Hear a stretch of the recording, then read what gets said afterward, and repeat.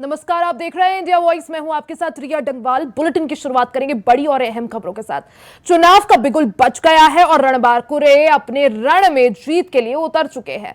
विकास के लाखों दावे किए जा रहे हैं, लेकिन अब कुछ सांसदों के सीटों पर विकास सवालों के घेरे में आ गया है। दरअसल आजादी के कई सालों बाद भी कुछ गांव देश में आज भी ऐसे हैं जहां तक विकास की बयार आज भी नहीं पहुंची है, और भी कुछ लोगों द्वारा आज भी विकास की बुनियादी सुविधाओं के लिए तरस रहे हैं। हम आपको दो राज्यों की 3 जगहों की तस्वीरें दिखा रहे हैं। पहली तस्वीर उत्तर प्रदेश की अमेठी जिले की है, दूसरी तस्वीर यूपी के महोबा की है और तीसरी तस्वीर छत्तीसगढ़ के बलरामपुर की है। तो पहले अमेठी की बात करते हैं। तो अमेठी से केंद्रीय मंत्री स्मृति ईरानी 2 बार की सांसद हैं और फिर तीसरी बार अमेठी से स्मृति ईरानी चुनावी रण में उतरी है। विकास के जिस मुद्दे पर केंद्रीय मंत्री स्मृति ईरानी ने राहुल गांधी को 2014 के रण में पटखनी दी थी, वो मुद्दा था विकास। लेकिन आज भी अमेठी के संग्रामपुर ब्लॉक के भवानीपुर मजरे भावसिंहपुर गांव में विकास की बयान नहीं पहुंच पाई है। गांव में आजादी के 75 साल बाद भी रोड ना होने से विकास रुक गया है, जिससे नाराज ग्रामीणों ने इस बार गांव में काले झंडे और पोस्टर लगा दिए हैं, जिस पर साफ शब्दों में लिखा है, रोड नहीं तो वोट नहीं। अब बात करते हैं महोबा की। महोबा से पुष्पेंद्र सिंह चंदेल मौजूदा सांसद है और तीसरी बार भी बीजेपी ने उन पर ही उम्मीद जताई है। लेकिन महोबा के कुलपहाड़ तहसील के ग्राम सिगौन के लोग आज भी विकास के लिए तरस रहे हैं। गांव में रोड ना हो और रोड ना होने के कारण स्वास्थ्य सेवाएं, शिक्षा, स्वास्थ्य व्यवस्था, रोजगार पर भी असर पड़ रहा है। वहीं ग्रामीणों का यह भी आरोप है कि सड़क ना होने के कारण कोई उन गांव में अपनी बेटी ब्याने को तैयार नहीं है, जिस कारण ग्रामीणों ने चुनाव का बहिष्कार कर दिया है और रोड नहीं तो वोट नहीं का नारा बुलंद कर दिया है। अब आते हैं तीसरी तस्वीर पर। तीसरी तस्वीर छत्तीसगढ़ के बलरामपुर की है। यहां से रेणुका सिंह बीजेपी के सांसद थी, जिन्होंने विधानसभा चुनाव में इस्तीफा दे दिया था। तब से ये सीट खाली थी और इस बार बीजेपी ने चिंतामणि महाराज को चुनावी रण में उतारा है। बलरामपुर का एक गांव है जहां आजादी के 75 साल बाद भी विकास की बयार नहीं पहुंच पाई है। बलरामपुर के जवाहरी के लोग आज भी बुनियादी सुविधाओं के लिए तरस रहे हैं, जिससे परेशान होकर लोगों ने चुनाव बहिष्कार का ऐलान कर दिया है और रोड नहीं तो वोट नहीं के स्लोगन दीवारों पर लिख डाले हैं।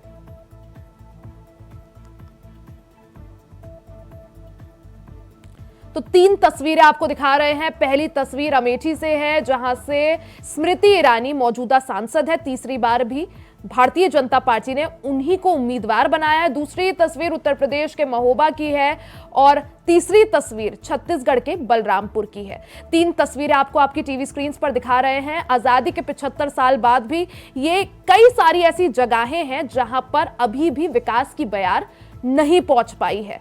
अब यहाँ के जो लोग हैं उन्होंने इस चीज का विरोध करना शुरू कर दिया है और अपने क्षेत्र में चुनाव बहिष्कार का बोर्ड लगा दिया है, पोस्टर्स लगा दिए हैं, पैम्पलेट्स लगा दिए हैं और लोगों का यही कहना है कि जब तक उनके गांव का, उनके क्षेत्र का विकास नहीं होगा, तब तक वो चुनाव का यहां बहिष्कार करेंगे। लोगों ने रोड नहीं तो वोट नहीं के पैम्पलेट्स लगाए हैं, पोस्टर्स लगाए हैं और लोग लगातार विकास की मांग कर रहे हैं। आजादी के 75 साल बाद भी कई सारे ऐसे क्षेत्र हैं जो विकास से दूर हैं। कहीं रोडें नहीं हैं, कहीं जो बुनियादी सुविधाएं हैं वो नहीं है। ऐसे में इन गांव के ग्रामीण लगातार इस चीज की आवाज बुलंद कर रहे हैं और रोड नहीं या विकास नहीं तो वोट नहीं का उन्होंने अब की बार ऐसे बैनर्स लगाए हैं और ग्रामीणों का यही कहना है कि अगर क्षेत्र में विकास नहीं होगा तो वो इस चुनाव का बहिष्कार करेंगे।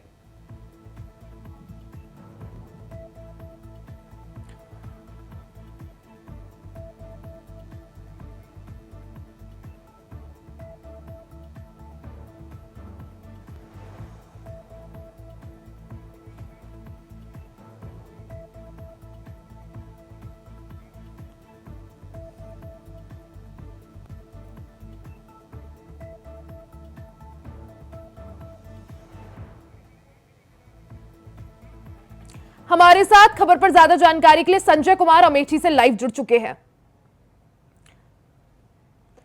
हमारे साथ संजय जुड़ चुके हैं। संजय, सबसे पहले आपके पास आऊंगी।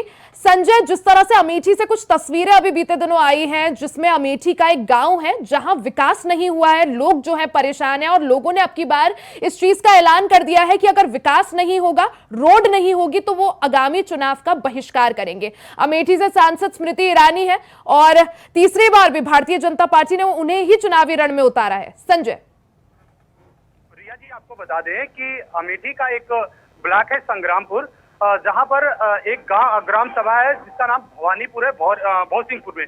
वहां पर जो ग्रामीण हैं उन्होंने अपने घरों में काले झंडे लगाते हुए एक बोर्ड लगाया है कि रोड नहीं तो वोट नहीं। और उनके द्वारा अब की बार जो 2024 के लोकसभा चुनाव का जो मतदान है उसका बहिष्कार किया जा रहा है।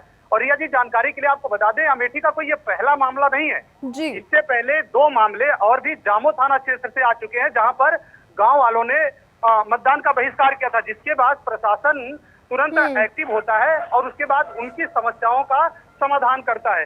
तो कहीं ऐसे में ये देखना बहुत जरूरी हो जाता है कि एक तरफ जहां शासन प्रशासन लगातार मतदान बढ़ाने की बात कर रहा है, वहीं पर दूसरी चीज है कि जो गांव है जहां पर आने जाने की बुनियादी सुविधाएं नहीं है, वहां पर लोग जो है मतदान का बहिष्कार कर रहे हैं। वहीं पर ग्रामीणों से जब बात किया गया तो ग्रामीणों ने कहा कि जब हमारे गांव में रोड नहीं है तो हम अपना विकास कैसे करेंगे, जो मूलभूत सुविधाएं हैं उससे हम वंचित हैं। और अगर हमारी समस्याओं का समाधान इस लोकसभा चुनाव में नहीं किया जाता है तो यही लोकसभा नहीं, इसके बाद जो भी जितने भी वोटिंग का मौका आएगा, चाहे वो लोकसभा हो, चाहे विधानसभा हो और चाहे ग्राम स्तर पर जो प्रधानी का है, वो सारे चुनावों का बहिष्कार वो ग्रामीण करेंगे। तो कहीं ना कहीं इस बार ये जो ग्रामीण विरोध कर रहे हैं, अब देखना ये बहुत जरूरी हो जाता है कि अमेठी का जो प्रशासन है वो लगातार मतदान बढ़ाने की बात कर रहा है। ऐसे में इन ग्रामीणों को समझा बुझा के कैसे 2024 की इस लोकसभा चुनाव में मतदान के लिए राजी कर पाता है। जी रिया जी। संजय, आऊंगी आपके पास। एक बार मनोज का रुख कर लेते हैं। मनोज हमारे साथ जुड़े हुए हैं रायपुर से। मनोज, बलरामपुर से भी ऐसी कुछ तस्वीरें सामने आई जहां पर जो लोग हैं, जो ग्रामीण हैं, वो वहां पर काफी ज्यादा परेशान हैं, चुनाव बहिष्कार की बात कर रहे हैं। मनोज जी रिया, बिल्कुल। रिया, आपको बता दें कि अब छत्तीसगढ़ के सिर्फ बलरामपुर की ही बात न करके और भी छत्तीसगढ़ में कई ऐसे जिले हैं जहां पर आज भी मूलभूत सुविधाओं से देश के आजाद हुए 75 वर्ष से ज्यादा का समय हो गया, लेकिन जनप्रतिनिधियों की अपेक्षाओं का शिकार आज भी कई गांव ऐसे हैं कि जहां पर रोड, पानी, बिजली, जो ग्रामीणों के लिए मूलभूत सुविधाएं हैं उनसे वो वंचित है। और लगातार एक तरफ प्रशासन ये दावे करता है कि मतदान जागरूकता को लेके बड़े बड़े कार्यक्रम आयोजित करती है, इवेंट करती रहती है, लेकिन जमीनी हकीकत देखने को कुछ और बयां करती है। जी मनोज, जो जिस क्षेत्र के जो ग्रामीण हैं उन्होंने जब चुनाव बहिष्कार की बात कही है, पैम्पलेट्स लगाए हैं, पोस्टर्स लगाए हैं, बैनर लगाए हैं, तो क्या प्रशासन का कोई अधिकारी अब तक आया है उनको कुछ आश्वासन देने? क्या बीडीओ, ब्लॉक डेवलपमेंट ऑफिसर वहां पे पहुंचे हैं? जी रिया, आपको बता दें कि अभी उन ग्रामीणों से किसी भी न राजनीतिक पार्टियां कोई उनसे संपर्क कर पाई, न कोई प्रशासन अधिकारी या प्रशासन या सरकार की तरफ से कोई प्रतिनिधित्व करने अभी तक उनके पास नहीं पहुंच पाया है। जी ठीक है मनोज, आऊंगी आपके पास। एक बार महोबा से हम चलते हैं। महोबा से हमारे साथ शारिक जुड़े हुए हैं। शारिक, जिस तरह से महोबा से भी ऐसी तस्वीरें सामने आई हैं कि कई सारे ऐसे क्षेत्र हैं, कई सारे ऐसे गांव हैं जो विकास से वंचित रह गए हैं, वहां के जो लोग हैं, जो ग्रामीण हैं, वो लगातार विकास की मांग कर रहे हैं और अब की बार क्योंकि आगामी लोकसभा चुनाव है उसको देखते हुए उन्होंने बहिष्कार की बात करी है। मनो जी बिल्कुल, करीब 50 वर्ष हो गए यहाँ पर और सड़क पर यहाँ पर है नहीं। ग्रामीणों के द्वारा इस मतदान को लेकर पूरी तरह से विरोध किया गया है। उनके द्वारा कहा गया है कि जब तक सड़क नहीं तो वोट नहीं। बताते चले कि 2 बार से सांसद पुष्पेंद्र सिंह चंदेल भाजपा से हैं और तीसरी बार भी भाजपा ने उन्हें टिकट दिया है। और इससे पहले मध्य प्रदेश की मुख्यमंत्री उमा भारती भी इस क्षेत्र से विधायक रह चुकी है।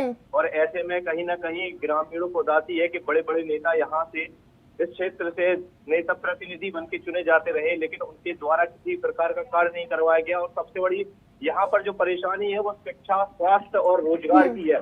यहाँ पर बच्चों को जब बरसात हो जाती है तो बच्चों को घुटनों तक पानी आ जाता है और सड़क पर उन्हें ऐसे ही जाने पड़ता है, जिसमें खास तौर पर शिक्षा के लिए उन्हें परेशानी होती है। तो वहीं जो नवयुवक है उन्हें कोई शादी के रिश्ता लेकर कोई आता नहीं है। दूसरे आदमी गांव के कहते हैं कि यहाँ पर जब सड़क ही नहीं तो वह अपनी बेटी ब्याह कर यहाँ क्या करेंगे। खास तौर से युवाओं के लिए परेशानी यही है और आधे से ज्यादा युवा आज भी उस गाँव में कुंवारा बैठा हुआ है। और वहीं अगर शारिक, तो क्या अभी तक किसी भी प्रतिनिधि ने, किसी भी जनप्रतिनिधि ने समस्या का संज्ञान लिया है, ग्रामीणों से बात करने की कोशिश की है? जी, किसी ने अभी तक बात करने की कोशिश नहीं की। इससे पहले कई नेताओं के द्वारा उन्हें आश्वासन दिया गया, लेकिन जब चुनाव जीत जाते हैं तो किसी भी नेता उस गांव का रुख नहीं करते। भले अधिकारियों के द्वारा ग्रामीणों से बात की गई है और कहा गया है कि आपकी समस्या का समाधान किया जाएगा और अगर आचार संहिता की वजह से अगर जो कार्य नहीं हो पा रहे तो आचार संहिता के बाद उनका कार्य पूरा किया जाएगा और उनकी जो भी बात है प्रशासन के द्वारा कहा गया है कि वह पूरी बात मानी जाएगी। बिल्कुल शारिक, तो लगातार सरकार जो है कई सारे विकास के दावे करती है, लेकिन आजादी के 75 साल बाद भी ऐसे कई सारे क्षेत्र हैं जो विकास से काफी कोसों दूर है। अब ऐसे में जो ग्रामीण है वो बढ़ चढ़कर सामने आ रहे हैं और अब की बार चुनाव बहिष्कार का जो है उन्होंने ऐलान किया है। संजय, आपका भी बहुत बहुत शुक्रिया, शारिक आपका भी बहुत बहुत शुक्रिया और मनोज आपका भी बहुत बहुत शुक्रिया तमाम जानकारी के लिए। ये मांग कर रहे हैं कि यार कम से कम 50 साल हो गया, इसकी कोई सुनाई नहीं करता है। वोट ले लेते हैं लेकिन रोड का उंडा आ जाता है और हमको आने जाने में बहुत दिक्कत पड़ती है। 12 साल हो जाती है तो कभी हमको पैदल आने हैं, जैसे कोई साधन से कहा तो बोले भाई हम न ले जाएंगे, वहाँ से हमारी गाड़ी ख़राब हो जाएगी। तो हमारी स्थिति यहाँ से रोड की बहुत ख़राब है। इसलिए हमको जोन प्रत्याशी मान लो पार्टी हमको रोड डालेगी उसको वोट देंगे। हमारी पूरे गाँव की यही मांग है कि पहले रोड और फिर बाद में वोट। हमने सबको सुना लिया, मान लो सांसद जी को, विधायक जी को, कोई सुनते ही नहीं है हमारी। जब से हमारे खबर कम से कम 50 साल के हो गए। पहले रोड चाहिए अपन को। शादी आदि होती है तो दिक्कत पड़ती है बहुत आने जाने में और शादी मतलब आते हैं देखते हैं रोड तो भाग जाते हैं, वहीं दौरिया से लौट जाते हैं। यहाँ आते नहीं हैं, रोड ख़राब है इसलिए मतलब आते नहीं हैं वो लोग। अच्छा, क्या कहते हैं संबंध वाले आते हैं तो? वो इसलिए कहते हैं कि वो रोड ख़राब है, रोड हमको सही चाहिए, रास्ता सही नहीं है, इसलिए वो वहीं से लौट जाते हैं। यही मांग है हमारी कि रोड डरना चाहिए। पहले विधानसभा चुनाव से पहले हम लोग आवेदन लगाए थे कलेक्टर महोदय को और बिजली के लिए और रोड के लिए लगाए थे डीएफओ साहब को बलरामपुर में। तो बोले थे कि बहिष्कार मत करो इस बार, 2 महीना के बाद चुनाव बीतने के बाद आप लोग को समुचित व्यवस्था दिया जाएगा, रोड भी बना दिया जाएगा और बिजली भी लगवा दिया जाएगा बोले थे। और नेता लोग बोले थे, धीरज सिंह देव, रामविचार नेताम, दिलीप सोनी मंडल अध्यक्ष यहाँ पर आए थे तो बोले थे कि डबल इंजन का सरकार बनेगा तो सब विकास हो जाएगा, एक चुटकी बजाते हो जाएगा। लेकिन मैं कह रहा हूँ कि क्या डबल इंजन का तो बन गया, क्या ट्रिपल इंजन बनेगा तब विकास होगा? ट्रिपल इंजन कब बनेगा? मैं यही पूछना चाहता हूँ कि डबल इंजन का तो बन गया, ट्रिपल इंजन कब बनेगा कि हम लोग का विकास। वहीं दिल्ली में चाइल्ड ट्रैफिकिंग रैकेट का पर्दाफाश हुआ है। इस मामले में सीबीआई ने छापेमारी कर केशवपुरम इलाके के एक घर से 3 नवजात शिशुओं को बरामद किया है। वहीं इसके साथ ही दूसरी 8 बच्चों का भी रेस्क्यू किया गया है। इस मामले में खरीद फरोख्त करने वाले 7 लोगों को गिरफ्तार भी किया गया है। गिरफ्तार किए गए लोगों में अस्पताल के वार्ड बॉय समेत कुछ महिलाएं और पुरुष भी शामिल हैं। सीबीआई ने कल शाम दिल्ली एनसीआर में कई जगहों पर छापेमारी की थी। दिल्ली में बच्चे चोरी गैंग का इस दौरान पर्दाफाश सीबीआई ने किया है। प्रॉपर्टी मेरी वाइफ के नाम है, मंजू के नाम है। ये मिली है कि कोई बच्चा इन्होंने उठाया, ये मिली इन्होंने रास्ते में पकड़े गए, ये बच्चा लेके आए। ये पता लगा हमें तो। हमने तो इनको लास्ट ईयर अगस्त में दिया था। अब 11 महीने होने में भी 2-3 महीने बाकी है। ये कहते हैं इनका ब्रदर, मिसेज और क्या कहते हैं बेटी और बेटा। ये बताया सीबीआई आई हुई है और यही बताया चोरी करने के उसमें बताया है।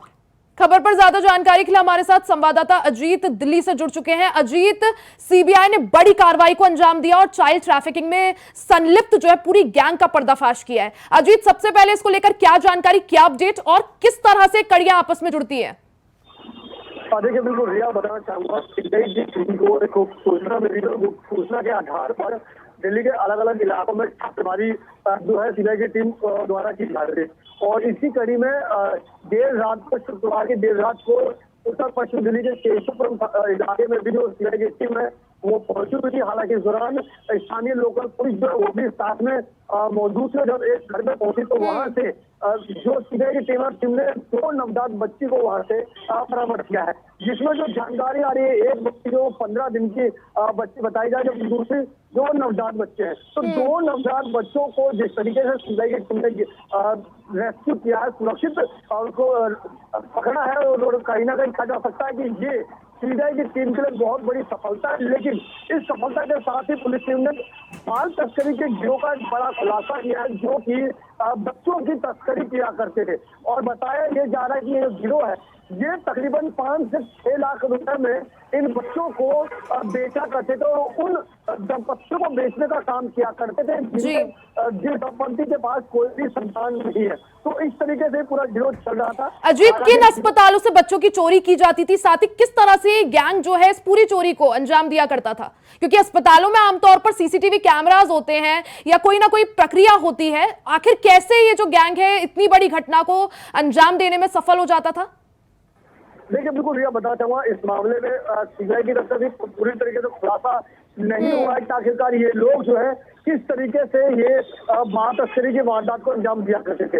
लेकिन जो बात सामने आ रही है वो ये आ रही है कि ये दिल्ली और दिल्ली के आसपास जो प्रदेश है, जो राज्य है, यहाँ पर एक्टिवली होकर के काम किया करते थे। बता चाहूंगा रिया, कुछ ऐसा ही मामला बीते दिनों दिल्ली के बेगमपुर इलाके से भी आया था, और उस समय भी कुछ इसी तरीके का मामला था, जिसमें दिल्ली, पंजाब और ऐसे उड़ीसा और ऐसे कई राज्यों का जो कनेक्टिविटी थी वो देखने को मिल रही थी। अब इस बार जिस तरीके से 7 लोगों को अभी तक सीबीआई की टीम ने दबोचा है, उनसे पूछताछ कर रही है कि आखिरकार ये जो गिरोह है ये किस तरीके से काम करता था और कहाँ कहाँ इस गिरोह के जो तार है वो फैले हुए थे। तो फिलहाल तो सीबीआई की टीम है ये पूरी तफ्तीश में जुटी हुई है।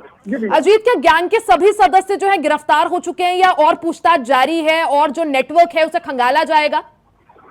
बिल्कुल भैया, अभी जो है उनसे पूछताछ की जा रही है, क्योंकि जिस तरीके से सामने आया है कि इसमें कुछ महिलाएं भी और कुछ अस्पताल के वार्ड बॉय भी है। क्योंकि जब इसमें खुलासा ये हुआ है कि सूत्रों के हवाले से पता चला है अभी तक कि कुछ IVF सेंटर और कुछ अस्पताल इस पूरे के पूरे गिरोह में शामिल है। इसलिए हर तरीके से जो सीबीआई की टीम है वो तफ्तीश करेगी क्या अस्पताल की भूमिका होती थी, अगर IVF सेंटर का अगर इसमें मिलीभगत है तो IVF सेंटर में किस तरीके से काम किया जाता था।